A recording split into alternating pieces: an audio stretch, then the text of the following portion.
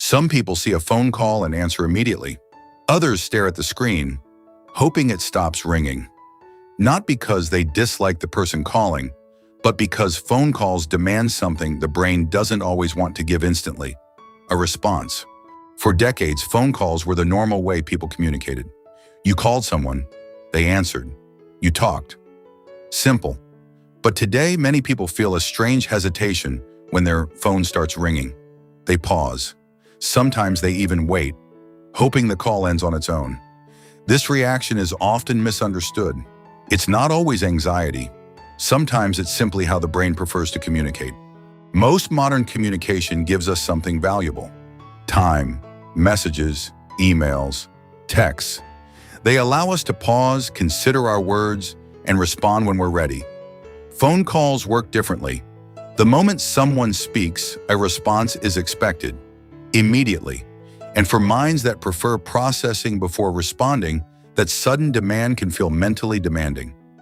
In face-to-face conversations, our brain reads many signals: facial expressions, body language, small emotional reactions.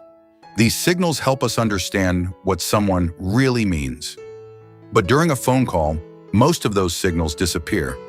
Only the voice remains. And without those extra cues, the brain has to work harder to interpret tone and intention. For some people, that makes phone conversations feel unexpectedly intense. A phone call creates a unique situation. You cannot pause the interaction. You cannot quietly think for a moment. You cannot step away to carefully craft your response. Everything happens in real time. That creates a subtle form of social pressure. The pressure to respond quickly, to react correctly, to keep the conversation moving. For some minds, that pressure feels unnecessary. Text communication works differently. It creates space. Not emotional distance, but cognitive space. You can read the message, think about it, then respond when ready.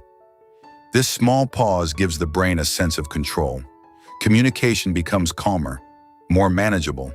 Instead of reacting immediately, you can respond intentionally. People process thoughts in different ways.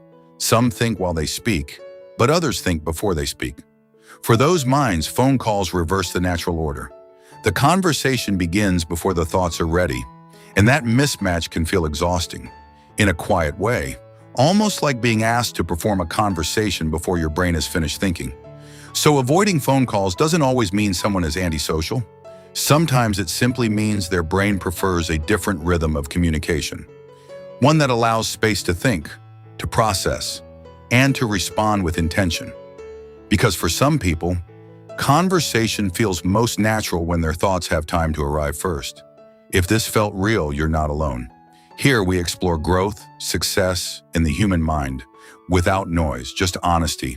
I'll see you in the next one.